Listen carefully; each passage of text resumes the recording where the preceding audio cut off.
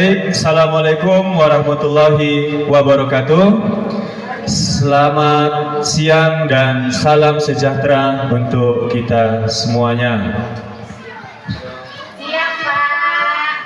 Jadi yang pertama-tama saya ucap terima kasih kepada Ibu Kepala Sekolah SD Negeri 040464 Kandibata yang dengan berbesar hati memberikan ruang kepada saya untuk melaksanakan, menyebarkan pemahaman dan penerapan pengalaman budaya positif selama saya mengikuti pendidikan guru penggerak angkatan 9. Dan terima kasih juga kepada Bapak dan Ibu guru selaku rekan sejawat saya yang sangat saya banggakan dan saya sayangi tentunya, yang mana hingga hari ini Bapak dan Ibu mendukung kegiatan pendidikan guru penggerak ini dengan penuh semangat, yang selalu memotivasi saya untuk tetap mengikuti kegiatan ini dengan sebaik-baiknya. Baik, untuk membuka kegiatan kita pada hari ini, adapun tertib acaranya nantinya yaitu yang pertama pembukaan oleh saya sendiri, kemudian nanti doa yang dibawakan oleh Pak Tarigan, selanjutnya nanti ada pemaparan dari saya, namun sebelum pemaparan nanti ada kegiatan ice breaking. Baik, untuk mempersingkat waktu kepada Pak Tarigan kami persilahkan untuk membawakan doa.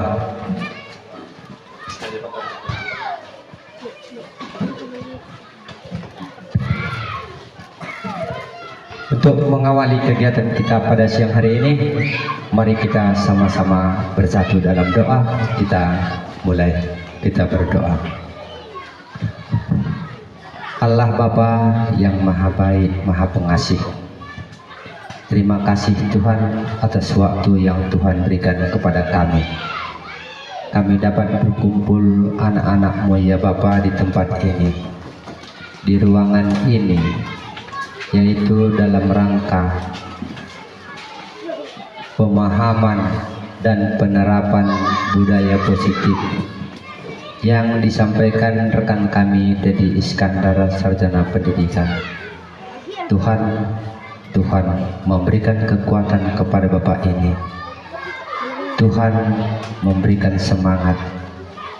Tuhan menambahkan ilmu kepadanya, supaya ilmu yang ada padanya Tuhan dapat dibagikannya kepada kami. Semoga kami juga merasakan apa yang ada di dalam Bapak ini. Bapak yang Maha Baik, seluruh rangkaian kegiatan pemahaman penyebaran budaya positif ini kami serahkan ke tangan pengasihan-Mu, mulai dari awal, pertengahan, sampai nanti akhirnya. Tuhan tetap membimbingnya.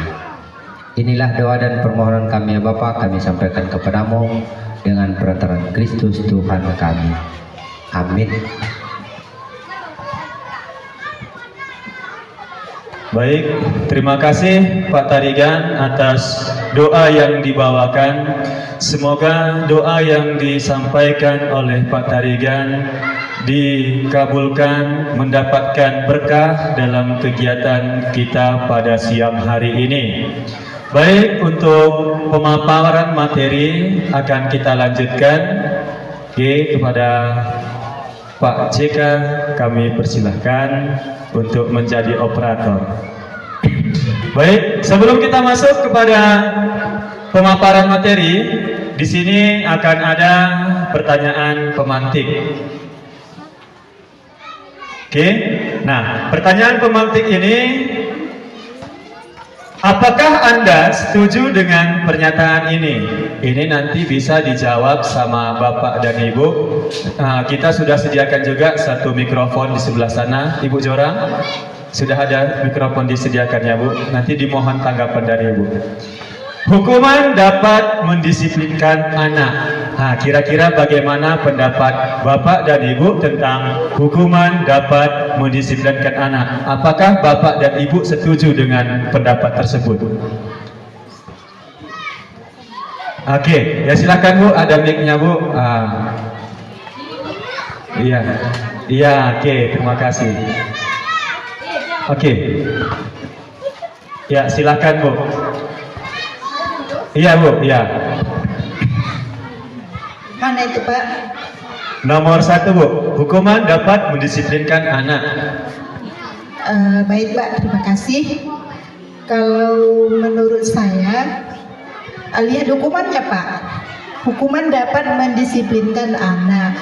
Jadi saya ada setuju dan enggaknya. Karena kalau hukuman tuh dilihat dari hukuman yang bagaimana. Iya, kalau hukuman yang kira-kira sangat berat itu ya enggak setuju lah. Karena untuk mendisiplinkan anak itu kalau menurut saya itu tidak harus dengan hukuman, tetapi dengan kita memberikan contoh, ya, memberikan contoh yang baik untuk anak-anak. Paling tidak itu ya anak-anak dengan sendirinya itu dia akan meniru apa yang dilakukan oleh bapak dan ibu gurunya. Kalau kita sendiri pun tidak disiplin, bagaimana kita mendisiplinkan anak? Nah seperti itu. Jadi memang hukuman itu ada sih baiknya juga, tapi yang pantas-pantas aja gitu. Tapi kalau hukumannya itu yang nggak pantas tuh saya kira itu nggak mesti mendisiplinkan anak. Kalau menurut saya itu untuk mendisiplinkan anak itu lebih mendekatkan tuh kalau kita yang memberikan contoh dulu, contoh terbaik dari kita, itu otomatis anak-anak nanti akan ikut disiplin. Bagaimana kita bilang disiplin? Anak-anak jangan datang terlambat. Kita sendiri datang terlambat. Jadi kalau istilahnya dulu ya, guru kencing berdiri, anak-anak kencing berlari. Terima kasih Pak, itu Pak. Oke, terima kasih Bu. Tepuk tangan dulu untuk Ibu kelas 6, Ibu Aslina. Iya, luar biasa.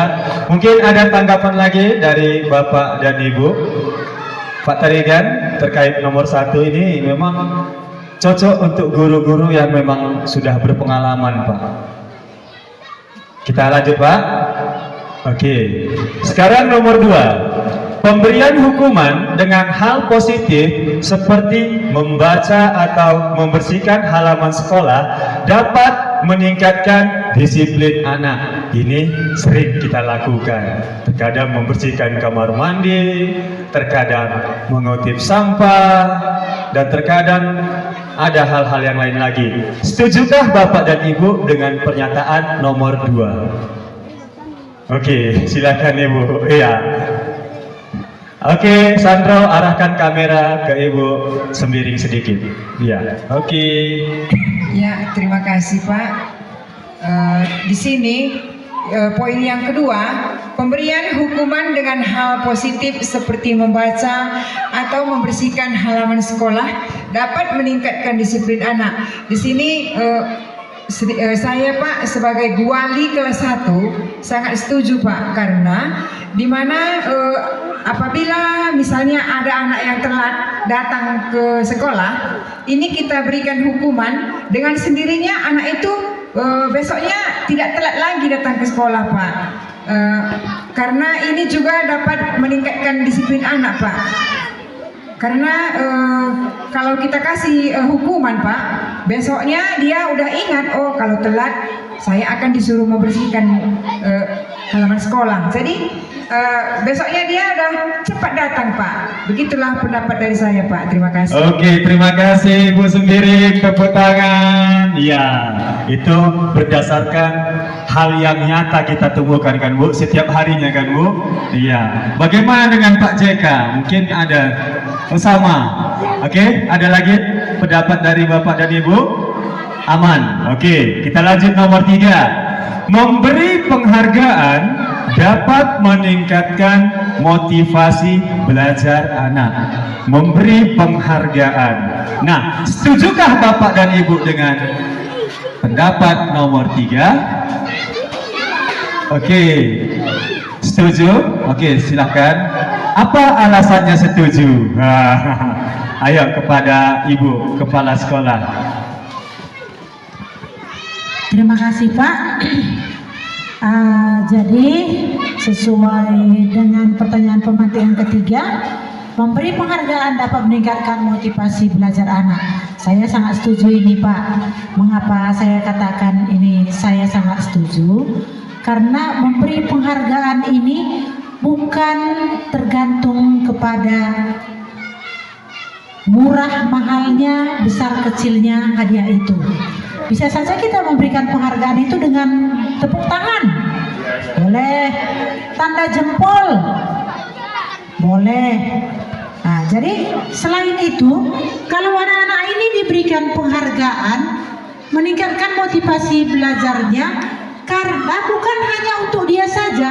Kalau dia diberikan penghargaan, otomatis orang yang di sekitarnya pun mau mendapat penghargaan, walaupun hanya sekedar tepuk tangan atau permen atau apalagi buku dikasih atau hadiah sebagainya. Jadi ini saya sangat setuju dengan pernyataan tersebut Pak. Terima kasih. Baik, terima kasih Bu, tepuk tangan. Ya, untuk Ibu Kepala. Ya, terima kasih Bu. Jadi ada 3 pertanyaan tadi. Hukuman dapat mendisiplinkan anak. 2. Pemberian hukuman dengan hal positif seperti membaca atau membersihkan halaman sekolah dapat meningkatkan disiplin anak. 3. Memberi penghargaan dapat meningkatkan motivasi belajar anak. Ini merupakan pertanyaan pemantik untuk memandu kita dalam kegiatan kita hari ini. Nah, kita akan mengetahui nih, apakah pernyataan yang kita baca ini, yang kita lihat di tampilan layar ini, apakah sesuai dengan budaya positif sebagai sekolah penggerak ataupun sekolah yang mengimplementasikan kurikulum merdeka. Oke, kita lanjutkan. Nah, konsep inti untuk pembelajaran ataupun pemaparan pada hari ini, saya akan membawakan perubahan paradigma belajar, kemudian nilai-nilai kebajikan, motivasi perilaku manusia, kemudian keyakinan kelas, disiplin positif, kebutuhan dasar manusia, posisi kontrol guru, dan segitiga restitusi.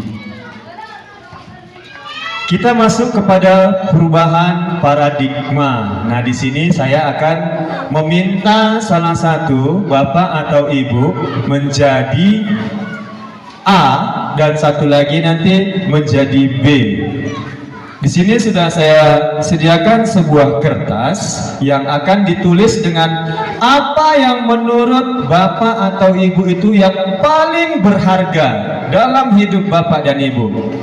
Yang paling berharga. Nah, Bapak Ibu akan tuliskan, kemudian nanti akan digenggam. Nah, letakkan di salah satu tangan Anda dan genggam benda atau sesuatu tersebut dengan segala daya. Buatlah sebuah kepalan. Jadi dikepalkan nanti apa yang kita anggap paling berharga. Kemudian teman Anda ataupun B akan mencoba dengan sekuat tenaga dengan berbagai cara untuk meminta Anda memberikan benda tersebut. Bisa membujuk, mengancam, menghardik, merayu, menyuap, apa saja agar dapat membuka kepalan tangan Anda. Jadi di sini saya akan coba langsung praktikkan ke contoh yang nyatanya.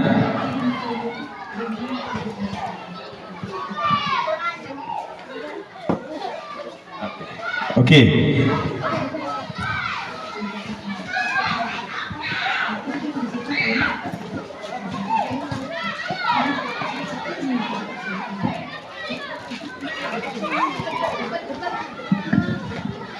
Oke, berarti di sini saya minta kepada Bapak atau Ibu ini, saya minta sebagai contoh.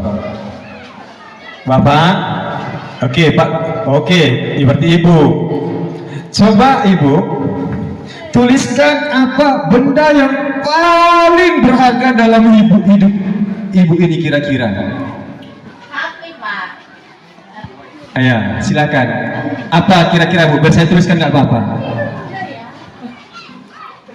Benda, bisa suami, bisa mobil, bisa rumah. Suami. Iya. Suami itu enggak. Iya kan makhluk hidup itu, Bu. Jadi kan dikatakan benda selagi masih hidup. Benda hidup itu, Bu. Kan benda juga. Benda kan ada dua. Boleh. Ha. Hidup tak mati. Silahkan, Bu. Apa yang paling berharga menurut Ibu? Ya tulis, coba Ibu tuliskan. Yang paling berharga menurut Ibu. Udahlah suami ibu aja. Gitu juga dengan Ibu Ibu siapa? Bu Manjora. Naik ibu yuk. Tuliskan yang paling berharga menurut Ibu. Apa yang paling berharga menurut Ibu? Di laci saya banyak pulpen. Iya. Oke. Sudah Ibu tulis, Bu, yang paling berharga. Nah, tugas Ibu adalah mempertahankan apa yang memang Ibu anggap itu sebagai hal yang paling berharga dalam hidup Ibu. Silakan Ibu genggam. Oke. Genggam aja dulu, Bu. Nah, kamu juga silakan digenggam. Udah ditulis nama apanya, Bu? Hartanya, Bu. Oh, udah ya, Bu ya. Ibu tulis tadi apa, Bu? Pesawat. Ya. Oke, sekarang tugas Ibu Ginting sebagai B. Dan sekarang tugasnya Ibu Pulungan sebagai B. Nah, silahkan Ibu mencoba dengan sekuat tenaga dengan berbagai cara untuk memberikan benda tersebut supaya benda tersebut diberikan. Nah, bisa membujuk, mengancam, menghardik, merayu, menyuap. Dan tugas dari A, ya Ibu RP dan Ibu SM adalah mempertahankan. Oke, silakan kita coba dalam 2 menit, silakan. Ya, silakan. Bu, enggak gini. Dimakan. Ibu cantik. Iya. Ibu sayang. Nanti gak saya kawan. Enggak usah. Ibu. Coba Ibu saya cantik. Cantik kan? Nanti kalau hilang kuncinya, saya cari. Enggak apa-apa. Iya, ganti lagi. Itu bisa diganti. Ibu cantik bisa diganti. Apa yuk? Aduh. Nanti Ibu pulang saya bonceng. Nanti kalau ulang tahun saya traktir 2 mangkok. Gak mau. Bantu saya traktir 3 mangkok. Begitu gini aja, Bu. Oke, ya terima kasih. Tepuk tangan. Ya. Oke, sekarang kita minta pendapat Bu Pulungan dulu sebagai yang berperan menjadi B. Ini, Bu. Oke. Nah, kira-kira apa yang terjadi dari sudut pandang Ibu? Ibu sudah Ibu minta tapi nggak dikasih juga, atau bagaimana tadi yang terjadi? Apakah dikasih tadi barang yang dipegang oleh Ibu Jora? Tidak dikasih, Bu Manjorang, Pak. Hati saya sedih juga, Pak. Udah saya rayu-rayu dengan 2 mangkok bakso, itu pun nggak dapat, Pak.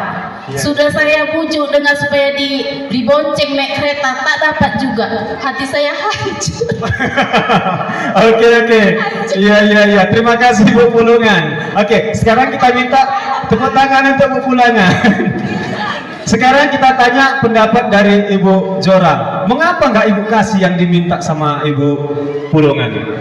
Iya, karena menurut saya ini yang paling berharga dalam hidup saya, Pak. Gak mungkin saya bagi sama orang lain.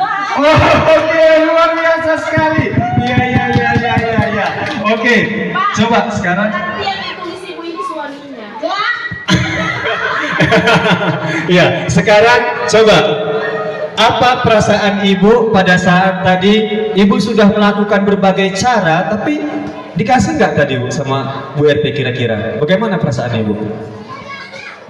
Sebenarnya Ibu ini tadi mau dikasihnya, tapi kayak ada berat-berat gitu. Jadi tetap dipertahankannya. Tapi namanya saya minta, walaupun saya sedikit kecewa, namanya minta. Minta itu pasti kita itu berharap. Kita berharap. Jadi walaupun sudah segala macam cara diminta tadi nggak dikasih, bahkan saya sudah geliting nggak dikasih juga, tapi nggak apa-apa. saya terima dengan sedikit kecewa. Oke, ya. Terima kasih Ibu, tepuk tangan. Nah, kepada Ibu RB, mengapa Ibu pertahankan Bu? Kenapa nggak Ibu kasih aja? Kasih aja kenapa Bu? Iya, ini hampir sama seperti jawaban yang pertama. Iya, karena ini yang paling berharga sama saya. Memang apa yang ditawarkan tadi memang saya butuh, tapi lebih butuh saya ini. Oke, luar biasa sekali. Tepuk tangan lah untuk Bu RP. Jarang-jarang Bu RP mau seperti ini ya kan Bu, jujur ya kan Bu. Oke, silakan lanjut Pak. Nah, pembelajaran dengan paradigma baru, berarti kan gagasan yang baru. Pembelajaran dengan paradigma baru merupakan pembelajaran yang dirancang berdasarkan prinsip pembelajaran berdiferensiasi, berarti berdasarkan keberagaman, sehingga para murid belajar sesuai kebutuhannya berdasarkan tahap perkembangan sesuai teori psikologi modern untuk mewujudkan profil pelajar Pancasila. Inilah yang sekarang menjadi acuan kita dalam mendidik di sekolah. Jadi yang mau kita wujudkan itu adalah profil pelajar Pancasila. Itu ada 6 elemen kan Bapak dan Ibu. Itulah yang mau kita wujudkan. Nah, berdiferensiasi tadi di sini tentunya, saya kembalikan Pak. Berdiferensiasi di sini tentunya banyak perbedaan yang ada di antara murid-murid kita. Kita harus mengakui bahwasanya murid-murid kita itu mereka adalah pribadi yang unik. Mereka memiliki banyak hal yang memang harus kita pahami tentang mereka. Oke, silakan Pak. Miskonsepsi tentang teori kontrol. Inilah yang sering sekali kita salah mengartikan tentang teori kontrol. Kita sebagai seorang guru sering sekali kita merasa sebagai pemegang kuasa. Yang pertama, ilusi guru mengontrol murid. Kita beranggapan kita bisa mengontrol murid. Sama seperti tadi, Ibu Aslina dan Ibu RP, bisakah Ibu mengontrol Ibu RP untuk memberikan hal yang paling berharga dalam hidupnya kepada Ibu? Nggak bisa kan Bu? Ternyata seperti itu juga ke anak-anak. Kita nggak bisa mengontrol mereka. Kita hanya bisa memberikan informasi, kita hanya bisa memberikan pemahaman, dan respon yang timbul nanti itulah tentunya yang kita harapkan respon-respon positif. Sama seperti Ibu RP, dipaksa pun Bu, kalau memang kita tidak ikhlas, kita tidak akan berikan kan Bu? Ya, seperti itulah kita kepada siswa. Kemudian ilusi bahwa semua penguatan positif, efektif dan bermanfaat. Belum tentu penguatan positif, efektif dan bermanfaat. Selalu kita ucapkan yang positif-positif, ternyata masih mengambil barang temannya juga. Kita anggap yang positif-positif kita berikan ke anak-anak itu pasti berdampak positif. Belum tentu juga, ternyata masih ada juga kehilangan pulpen kan Pak JK. Selanjutnya, ilusi bahwa kritik dan membuat rasa bersalah mampu menguatkan karakter. Tidak, ternyata kita buat dia merasa bersalah hingga akhirnya anak tersebut menjadi minder, rendah diri. Kemudian ilusi bahwa orang dewasa berhak memaksa. Ternyata tidak, anak punya keinginan sendiri. Oke, kita lanjut Pak.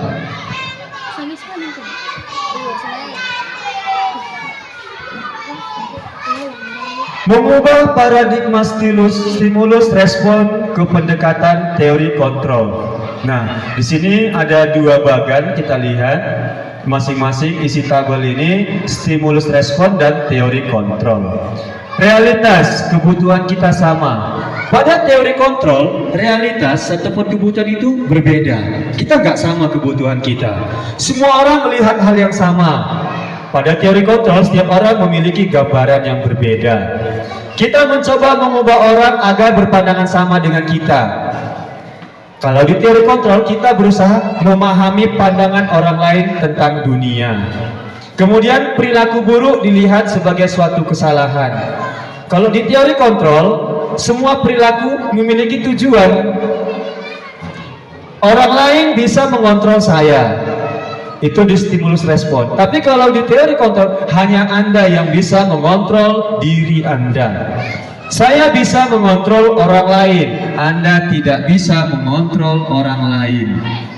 Pemaksaan ada pada saat bujukan gagal. Nah, ternyata pemaksaan diterapkan pada stimulus respon. Ternyata kolaborasi dan konsensus menciptakan pilihan-pilihan baru. Oke, kita lanjut, Pak. Disiplin positif. Disiplin berasal dari disiplina yang artinya belajar. Disiplin mengacu pada disiplin diri yang memiliki tanggung jawab terhadap apa yang dilakukannya berdasarkan nilai-nilai yang diyakini. Disiplin positif merupakan salah satu cara penerapan disiplin yang bertujuan untuk menumbuhkan kesadaran serta memberdayakan murid tanpa imbalan, penghargaan, ancaman, atau hukuman. Nah, jadi di sini menjawab pertanyaan pemantik kita di awal, bahwasannya untuk menumbuhkan disiplin positif itu kita harus memberdayakan murid tanpa imbalan penghargaan, tanpa ancaman atau hukuman. Mengapa demikian? Imbalan, ancaman, hukuman itu adalah faktor ekstrinsik yang datang dari luar. Selagi mereka dipantau, mereka akan bersikap seperti yang kita inginkan.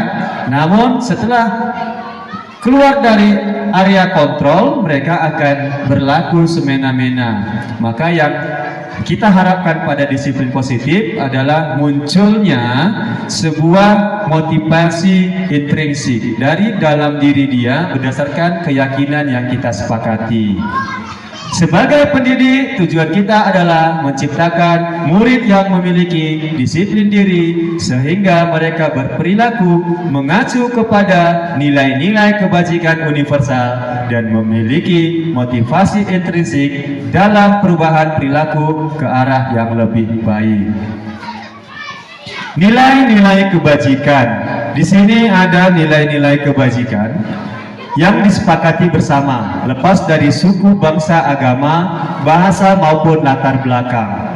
Nah, di sini profil pelajar Pancasila yang merupakan implementasi dari kurikulum Merdeka. Ternyata profil pelajar Pancasila itu memiliki nilai-nilai kebajikan yang memang kita jadikan satu harapan peserta didik ini dapat menumbuhkan nilai-nilai kebajikan tersebut.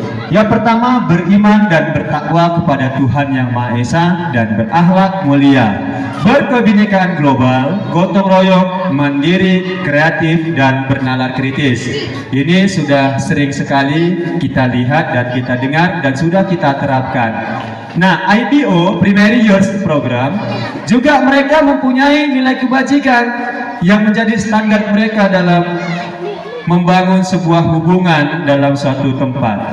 Nah, toleransi, rasa hormat, integritas, mandiri, menghargai, antusias, empati, kerjasama, percaya diri, dan komitmen.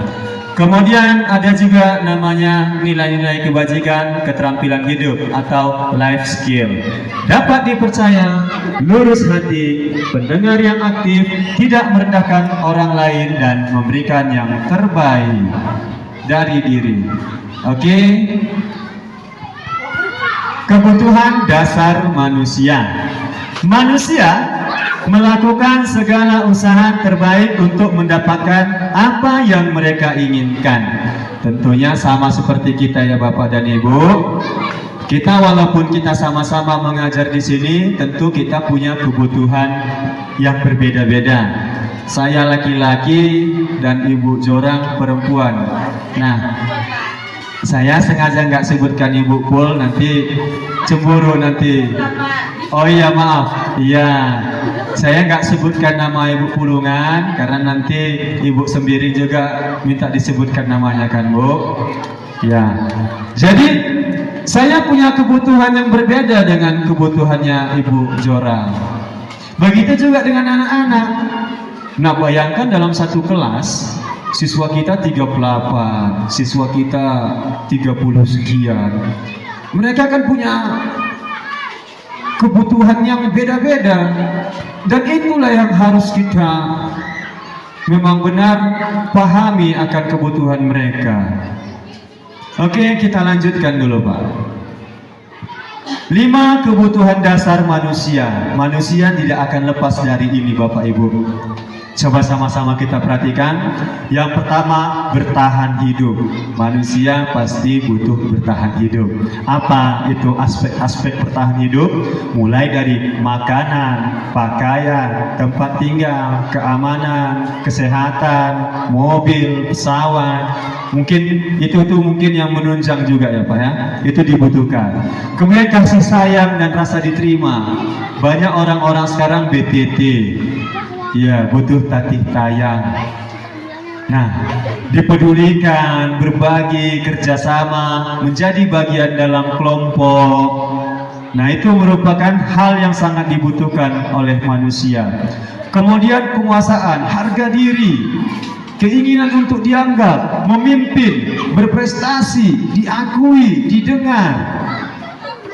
Kemudian kebebasan, mandiri, memiliki pilihan, mencoba hal baru, mampu mengendalikan arah dirinya, dan terakhir kesenangan, bermain, humor, antusiasme, dan tertawa.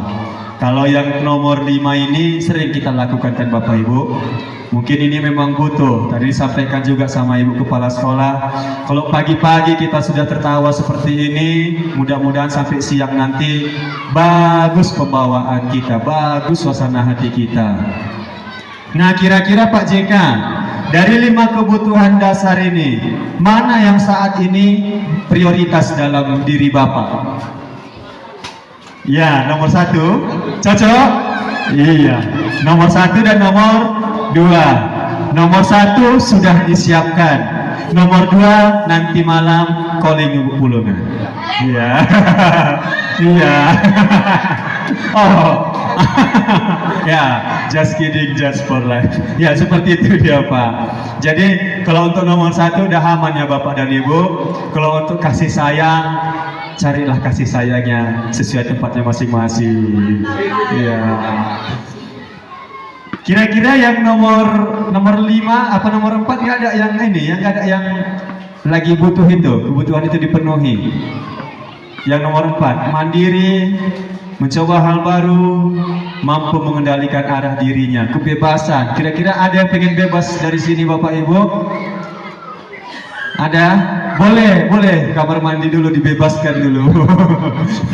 Jangan ditahan-tahan. Oke, dilanjut Pak. Motivasi perilaku manusia, ini yang tadi. Jadi manusia itu tergerak, bergerak, dan menggerakkan. Jadi kalau kita guru, seorang guru, tentunya kita mengikuti alur merdeka. Dalam kurikulum merdeka itu adalah M. Jadi kita mau mulai dari diri.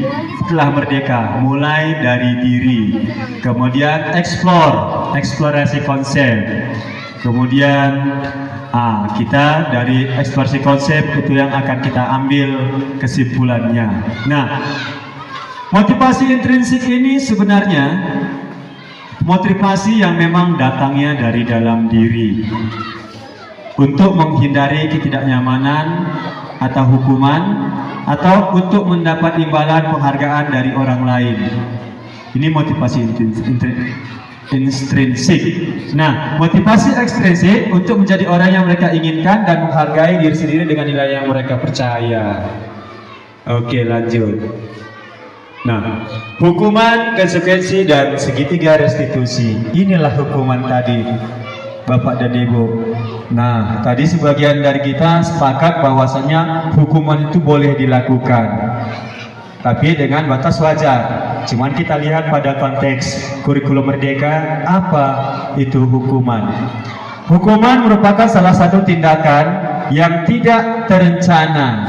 Tiba-tiba murid tidak tahu apa yang akan terjadi karena tidak dilibatkan, bersifat satu arah, berupa hukuman fisik dan psikis. Nah, hukuman ini lebih dia kepada hal negatif. Kenapa dikatakan negatif? Hukuman itu datangnya dari hal spontan yang dampak dari kesalahan dari murid kita. Nah, hukuman ini kenapa dikatakan negatif? Karena tidak ada kesepakatan di awal. Kalau ada kesepakatan di awal, itu namanya konsekuensi. Nah, jadi sebenarnya yang disampaikan tadi oleh Ibu Aslina Ginting, nah, jadi sebenarnya itu tadi adalah konsekuensi. Jadi dia terlambat, dia kan paham tentang konsekuensinya. Kalau terlambat harus apa? Kita sudah berkesepakatan di awal. Kita kan sering, anak-anak, besok siapa yang terlambat berbaris di lapangan, membersihkan kamar mandi. Itu sudah dilakukan kesepakatan di awal. Dan anak-anak setuju. Kemudian peraturan-peraturan yang lainnya tentang seragam, itu namanya konsekuensi. Jadi terencana disepakati sesuai peraturan. Murid tetap dibuat tidak nyaman, sikap guru selalu memonitor murid. Jadi intinya dari hukuman dan konsekuensi ini adalah hukuman ini yang masih dia negatif, betul-betul negatif. Konsekuensi juga dia positif tapi masih ada negatifnya sedikit. Kenapa?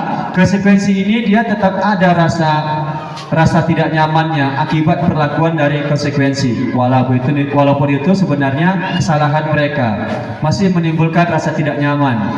Kalau dia hukuman udah pasti tidak nyaman dan dapat merusak hubungan. Dan yang terakhir, segitiga restitusi. Nah, inilah yang diharapkan seorang guru-guru yang sekolahnya mengimplementasikan kurikulum Merdeka, melakukan segitiga restitusi pada setiap kesalahan-kesalahan yang terjadi pada anak. Segitiga restitusi proses menciptakan kondisi bagi murid untuk memperbaiki kesalahan. Prosesnya kolaboratif yang mengajarkan murid untuk mencari solusi sendiri. Oke, kita lanjut Pak. 5. Posisi kontrol guru. Nah, inilah seorang guru, Bapak dan Ibu. Guru itu ada 5 posisi kontrolnya. Yang pertama, penghukum. Jadi penghukum ini dilihatnya anak-anak lari sana lari sini, kemudian tidak sengaja nyenggol pot bunga pecah. Nah, tanpa aba-aba apapun, guru ini langsung, hei, kenapa dipecahkan? Silahkan kamu lari 10 kali keliling lapangan. Tanpa tak ada angin, ada hujan, ya kan Bu RP? Itulah hukuman, penghukum tanpa ada kesepakatan. Kemudian pembuat rasa bersalah. Ini menurunkan mental, membuat anak tidak percaya diri.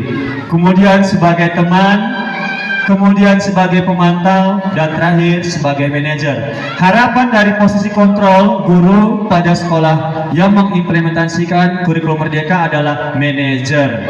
Jadi kita sebagai manajer, bukan sebagai pemantau, bukan sebagai teman. Karena penghukum, pembuat rasa bersalah, teman dan pemantau masih ada aspek-aspek negatif di dalamnya. Walaupun dia cenderung sudah menipis pada posisi kontrol pemantau. Oke, lanjut Pak. 5 posisi kontrol. Di sini ada beberapa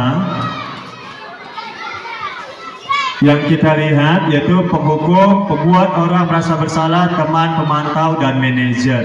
Di sini identitas gagal. Nah, kita sebagai guru, kalau kita masih sebagai penghukum dan pembuat orang merasa bersalah dalam mengontrol siswa, berarti kita masih kategori identitas gagal. Nah, dikatakan berhasil itu apabila kita sudah bisa menjadi teman bagi siswa, sudah bisa menjadi pemantau bagi siswa. Itu dikatakan kita sudah berhasil.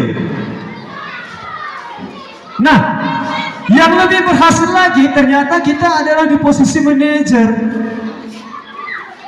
Di posisi manajer ini, di situ ada beberapa kalimat yang menegaskan apa-apa saja yang menjadi hal yang menunjukkan kegiatan seorang manajer. Yang pertama, mengajukan pertanyaan-pertanyaan, kemudian apa yang kita yakini, apa yang bisa kau kerjakan untuk memperbaiki masalah ini, kemudian menguatkan pribadi, kemudian murid meletakkan dirinya sebagai individu yang positif dalam dunia berkualitas, kemudian bagaimana caranya saya bisa memperbaiki keadaan, kemudian mengevaluasi diri, bagaimana cara memperbaiki diri. Oke Pak. Contoh penerapan posisi kontrol guru. Siswa tidak memakai atribut lengkap. Hormat bendera selama 1 jam. Itu termasuk apa Bapak dan Ibu? Pengukur. Berapa kali Ibu harus memberitahu kamu selalu saja berbuat salah. Itu membuat rasa bersalah. Lanjut Pak. Ayo dong, ikuti aturan sekolah. Sekali ini saja bantu Ibu ya. Itu sebagai teman. Kemudian kamu sudah tahu aturan sekolah dan konsekuensi kan? Sekarang beli atribut baru di koperasi sekolah sebagai pemantau. Nah, apa kamu tahu kesalahan kamu? Bagaimana kira-kira kamu memperbaikinya? Inilah sebagai manajer. Inilah kalimat-kalimat yang sering diucapkan pada posisi kontrol guru. Lanjut Pak. Nah, sekarang kita mau coba nih. Kira-kira menurut Bapak dan Ibu, posisi kontrol apakah saya kecewa sekali dengan kamu? Kira-kira posisi kontrol apa ini Bapak dan Ibu?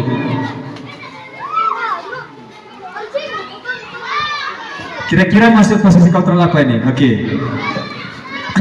Kalau saya kira ini Pak, posisi kontrol sebagai teman. Sebagai teman, oke. Coba Pak Tarigan.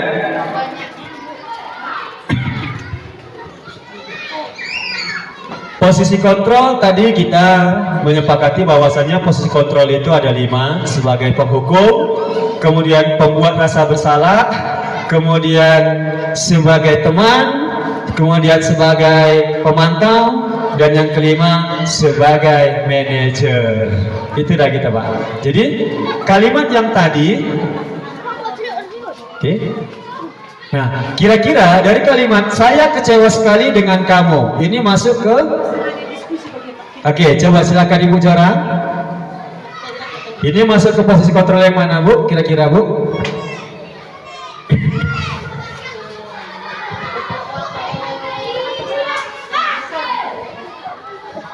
Pembuat rasa bersalah.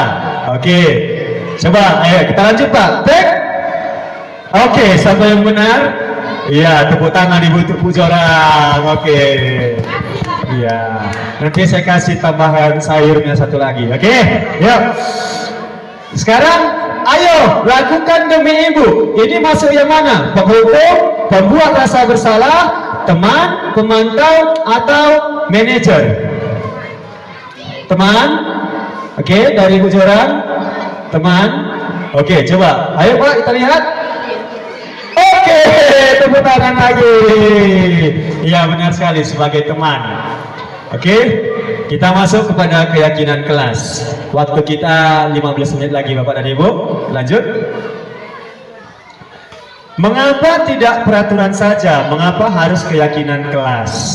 Sebenarnya peraturan sudah jelas, tapi kenapa sih harus buat keyakinan kelas? Nah, di sini ada 3 pertanyaan pemantik.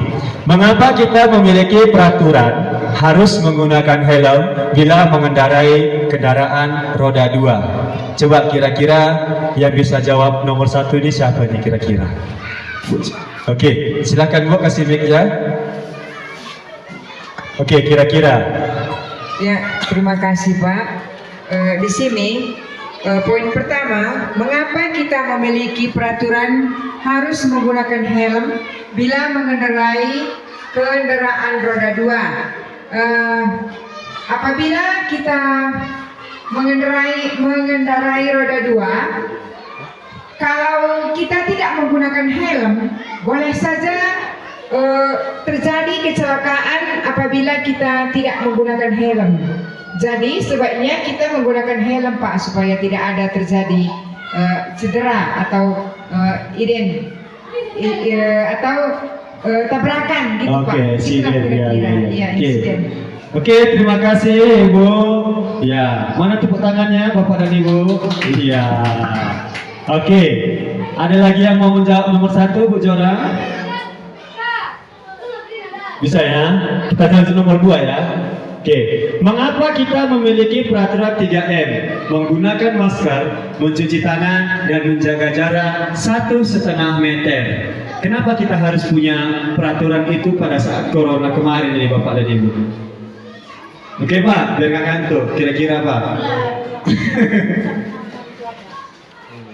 Oke.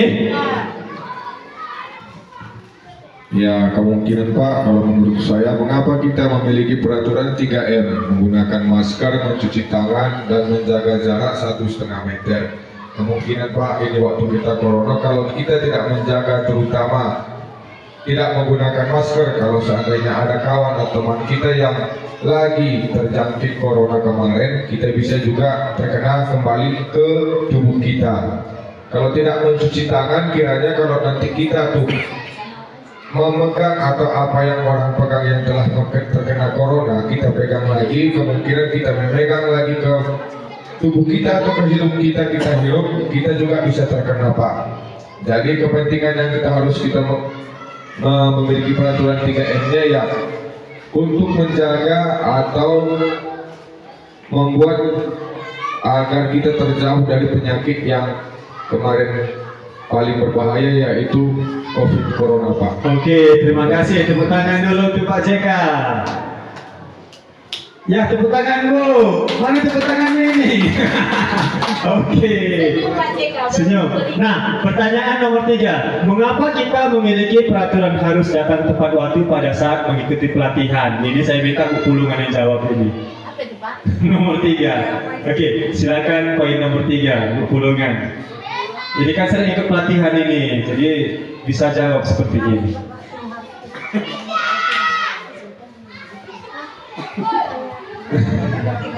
Ayo Bu, kenapa? Kenapa kita harus tepat waktu? Yang pertama yang pastinya Pak, agar kita memiliki kedisiplinan, ya kan Pak? Yang kedua, kita tidak selalu ketinggalan dalam pelatihan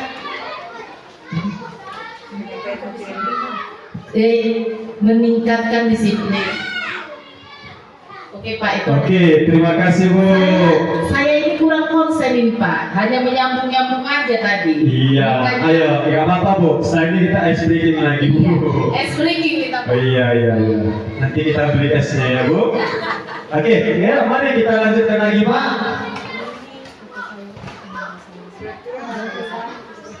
Nah, lanjut. Nah, di sini peraturan yaitu sebuah tata tertib yang harus dipatuhi dan mengenakan sanksi atau hukuman bagi yang melanggar. Peraturan bertujuan untuk menjadi suatu proses yang dijalani secara teratur dan berstruktur. Nah, di sini dia adalah motivasi ekstrinsik. Jadi peraturan itu bukan dari dalam diri tapi masih dari luar. Lanjut. Apa itu keyakinan kelas? Keyakinan kelas adalah sesuatu yang diyakini bersama yang berasal dari penyatuan pikiran untuk menjadi nilai-nilai kebaikan untuk diturunkan di kelas. Keyakinan kelas berisikan kesepakatan bersama yang menjadi keyakinan kelas. Tahapan membuat keyakinan kelas. Pertama, tentukan pendapat murid tentang masalah dan harapan di kelas. Kemudian eksplorasi ide, ambil kesimpulan, ubah ide menjadi keyakinan, tanda tangan kontrak. Lanjut. Nah, di sini akan kita lihat apa itu peraturan dan keyakinan kelas, apa perbedaannya. Peraturan selalu kembalikan buku ke tempatnya. Keyakinan kelas berarti dia tanggung jawab. Dilarang mengganggu orang lain, berarti keyakinan kelas itu menghormati orang lain. Hadir di sekolah 15 menit sebelum pembelajaran dimulai, berarti menghormati orang lain dan berkomitmen. Dilarang melakukan kekerasan, keselamatan, menghormati orang lain. Dilarang menggunakan narkoba, kesehatan. Nah, jadi intinya perbedaan antara peraturan dan keyakinan kelas adalah hanya letak kalimatnya. Peraturan masih banyak menggunakan kata harus, tidak, jangan, ataupun kata-kata paksaan. Sementara keyakinan kelas adalah kata-kata yang bersifat positif, yang mana itu diharapkan menjadi hal yang akan diikuti yang munculnya dari dalam diri setiap murid. Lanjut. Oke, ini adalah contoh pendapat murid. Kemarin saya melakukan di kelas 4 untuk membuat keyakinan kelas. Jadi ada 15 peraturan ataupun kesepakatan yang kemarin kami kumpulkan, kemudian kami ubah menjadi, lanjut Pak, kami ubah menjadi keyakinan kelas yang dari 15 tadi menjadi 11. Nah, yang tadinya harus mengetuk pintu menjadi mengetuk pintu jika masuk ke kelas. Itu menunjukkan nilai disiplin. Oke, lanjut Pak. Pembentukan keyakinan kelas itu bersifat abstrak, berupa pertanyaan universal, dibuat dalam pernyataan positif, sedikit saja agar mudah diingat, sesuai kondisi agar mudah diterapkan, semua warga kelas atau sekolah dilibatkan. Oke, silahkan lanjut Pak. Nah, ini adalah segitiga restitusi. Ya, inilah tadi yang kita gunakan dalam menyelesaikan masalah. Jadi tentunya siswa di sekolah itu banyak sekali hal-hal yang terjadi dalam kegiatan sehari-hari. Nah, pada segitiga restitusi ini itu diharapkan murid itu dapat memperbaiki kesalahannya. Kita lanjut. Segitiga restitusi adalah proses menciptakan kondisi bagi murid untuk memperbaiki kesalahan mereka, sehingga mereka bisa kembali pada kelompok mereka dengan karakter yang lebih kuat. Nah, jadi intinya melalui segitiga restitusi ini kita dapat membantu murid menjadi lebih memiliki tujuan, disiplin positif, serta memulihkan dirinya setelah berbuat salah. Oke, segitiga restitusi yang pertama itu adalah menstabilkan identitas. Nah, berdasarkan prinsip bahwa membuat kesalahan adalah bagian dari proses pembelajaran. Nah, jadi wajar Bapak dan Ibu, manusia itu berbuat salah. Jadi jangan karena salah langsung kita beri hukuman. Itulah harapan dari implementasi kurikulum merdeka. Apabila seseorang berbuat salah, masih kembali tadi Pak? Nah, ini kita akan menyampaikan kata-kata kepada anak untuk menstabilkan identitasnya terlebih dahulu. Adapun kata-kata yang biasa digunakan itu seperti berbuat salah itu wajar, tidak ada manusia yang sempurna, Bapak atau Ibu juga pernah berbuat salah. Itu adalah kata-kata awal yang biasa kita lontarkan untuk menstabilkan identitas murid pada saat mereka berbuat salah.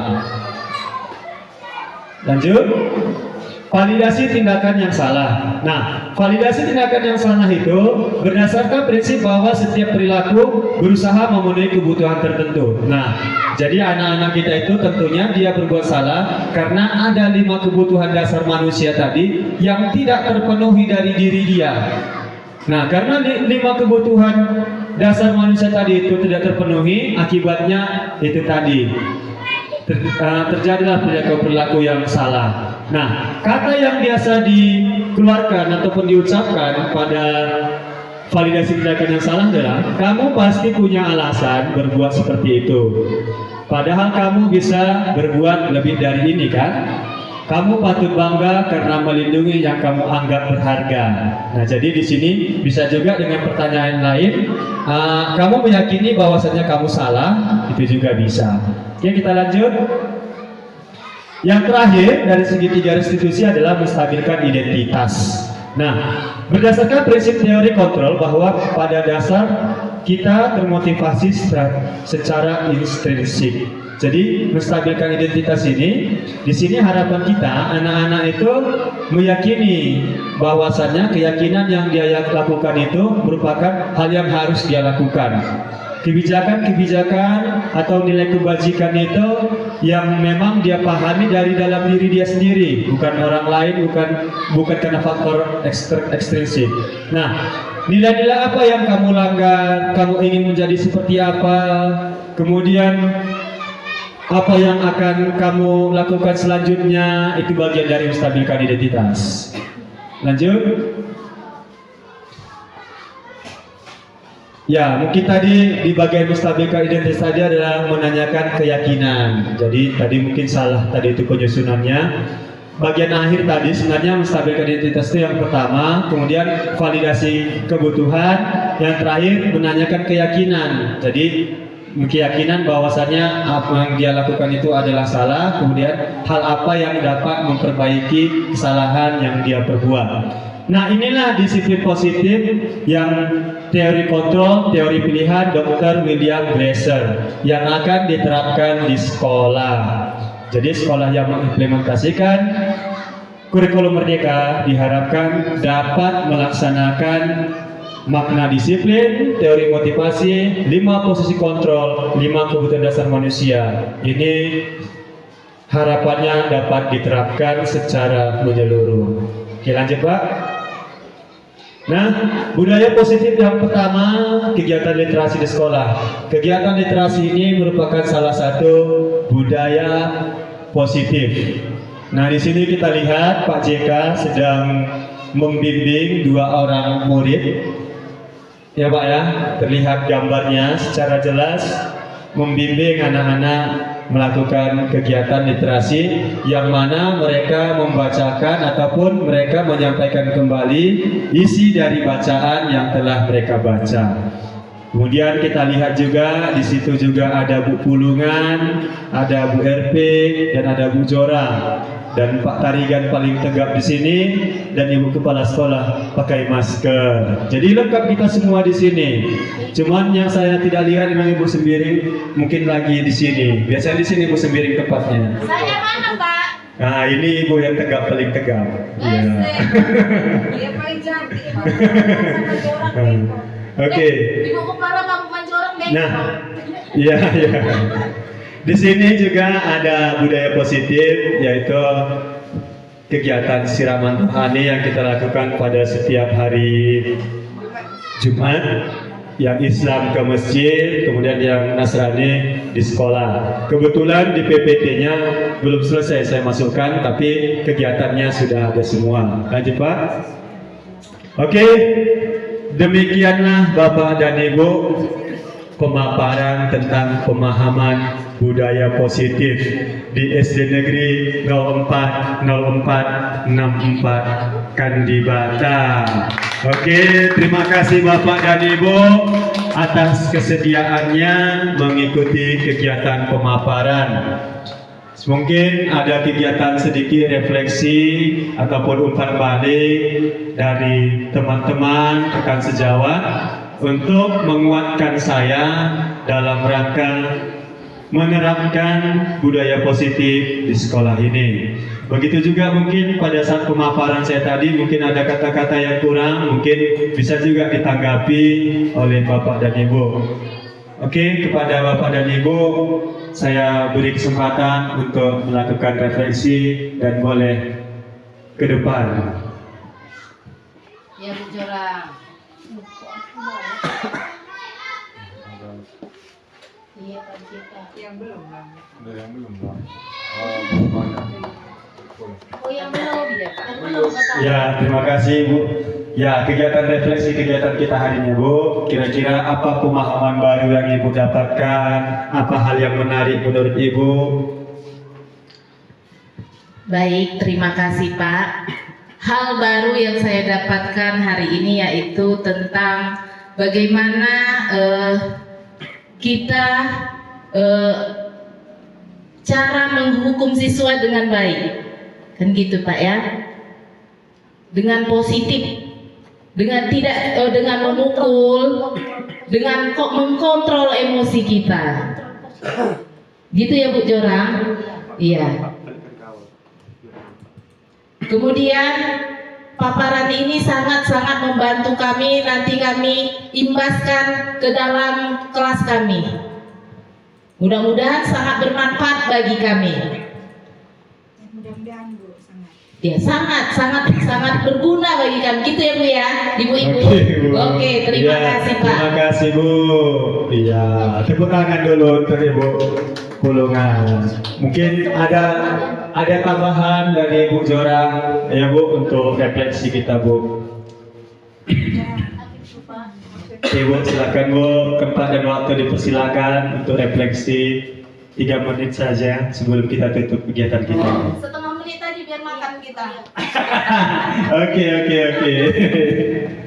Terima kasih kepada Bapak Dedi yang telah memberikan pengajaran, saya bilang ya, dan pengalaman mengenai budaya positif. Bagaimana cara mengontrol hukuman kepada anak didik untuk dalam kurikulum 13. Jadi kami mengucapkan terima kasih. Kurikulum merdeka. Maaf, kurikulum merdeka. Nah, itu tadi hukuman, ada tadi kontrol itu. Sebagai Nah, apa tadi Bu? Penghukum, hukum. pembuat rasa bersalah, kemudian sebagai teman, kemudian pemantau, kemudian manajer. Dari 5 tadi Bu, sebaiknya kita mengambil posisi kontrol yang mana Bu? Ya. Manajer kah? Pemantau Mudah-mudahan kah? bisa menjadi manajer. Iya manajer, oke. Ya harapannya sangat luar biasa Bu. Manajer lah, general manager. Oh iya, general manager. Iya. Oke, terima kasih Bapak dan Ibu. Mungkin ada tambahan dari Ibu sendiri? Udah cukup.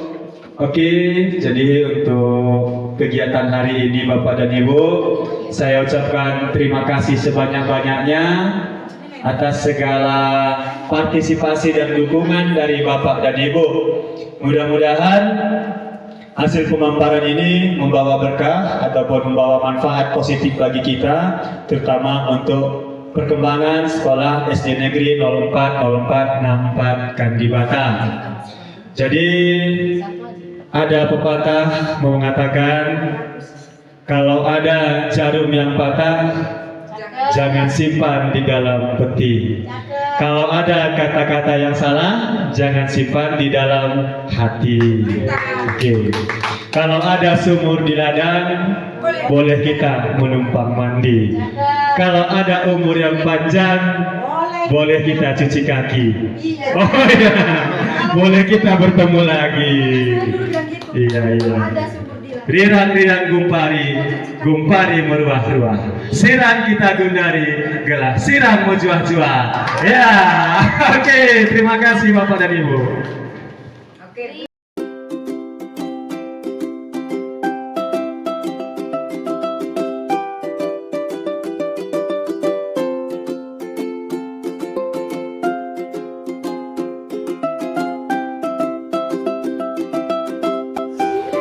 Keyakinan kelas adalah sesuatu yang diyakini bersama yang berasal dari penyatuan pikiran untuk menjadi nilai-nilai kebaikan untuk diturunkan di kelas. Kemudian, keyakinan kelas berisikan kesepakatan bersama yang menjadi keyakinan kelas. Nah, intinya keyakinan kelas itu aturan yang kita buat bersama, yang kita sepakati, kemudian kita yakini itu akan berdampak positif pada kegiatan belajar kita di kelas 4. Nah, seperti itulah kurang lebih tadi. Kemudian, apa aja tahapan membuat keyakinan kelas? Yang pertama, pendapat murid tentang masalah dan harapan kelas. Jadi, kalian sendiri yang buat peraturan di kelas ini, kalian sendiri yang membuat nanti kebijakan-kebijakan, kalian sendiri yang membuat pernyataan-pernyataan untuk kelas kita, supaya kelas kita pada saat pembelajaran olahraga tidak ada lagi yang tidak mengikuti dengan maksimal. Ya. Kedua, eksplorasi ide. Jadi kalian akan menyampaikan ide kalian. Pak, menurut kami di kelas 4 itu nggak boleh istirahat Pak. Contohnya menurut kalian, Pak nggak boleh libur. Pak, di kelas 4 itu tidak boleh mengganggu teman. Pak, di kelas 4 kalau mau keluar harus permisi. Kalau mau masuk harus ketok pintu. Ataupun kalau kita mau memulai pelajaran Pak, harus berdoa. Di dalam kelas tidak boleh ribut. Di dalam kelas tidak boleh buang sampah sembarangan. Di dalam kelas harus rapi. Di dalam kelas kita tidak boleh mengejek antar sesama ataupun umat beragama. Yang Islam tidak boleh mengejek yang Kristen, Kristen tidak boleh mengejek yang Islam. Nah, banyak nanti contoh-contoh yang akan kita terapkan. Kemudian kita ambil kesimpulan, kemudian ubah ide menjadi keyakinan dan tanda tangan kontrak. Nanti kontrak yang kita tanda tangani ini itu akan menjadi kesepakatan kita bersama. Menjadi kesepakatan kita bersama. Ya, oke. Silakan kita akan mulai kegiatan kita pada hari ini. pendapat murid. Jadi kalian akan menyampaikan aturan apa yang mau kalian buat, kesepakatan apa yang mau kita buat dalam kegiatan kita hari ini. Jadi masing-masing boleh menyampaikan idenya, tuliskan nanti di satu kertas ini. Oke? Oke, nanti ide kalian tuliskan satu kertas ini. Satu orang satu kertas Bapak kasih, tuliskan pendapat kalian tentang kesepakatan kita yang cocok mau kita lakukan agar peserta nyaman belajarnya. Nanti setelah kita tulis, kita akan lihatkan di sini. Bikin nanti namanya di atas, umpamanya Arsenta. Kemudian di bawah nanti kesepakatan apa yang mau dibuat, contohnya Arsenta. Jadi Bapak kasih contoh ya. Ini contohnya Arsenta. Oke, dia mau buat kesepakatan kelas. Di dalam kelas tidak boleh ribut. Tidak boleh ribut. Iyalah, banyak-banyak enggak bisa. Oke, nah berarti Arsenta mau buat tidak boleh ribut. Contohnya. Sampai situ paham? Oke, stop videonya nanti.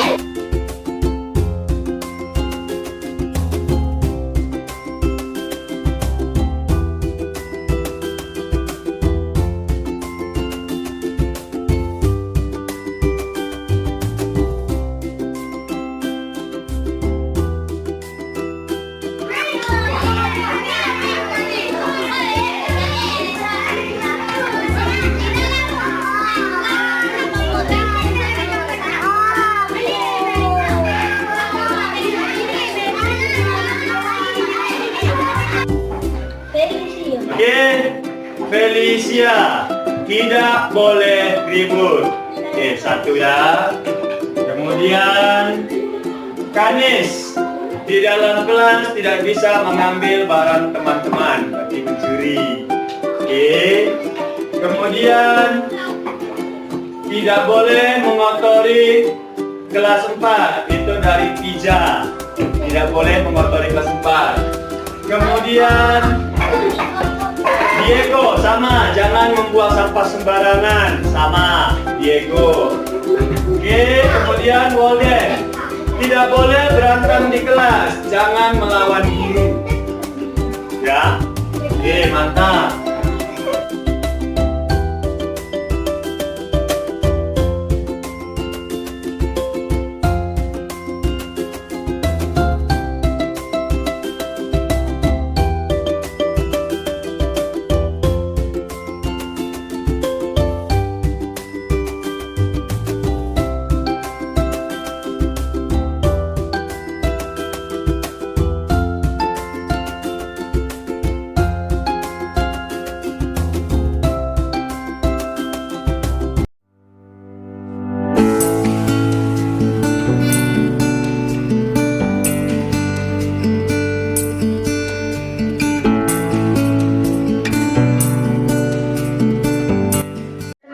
Kita bernyanyi lagu Tomat.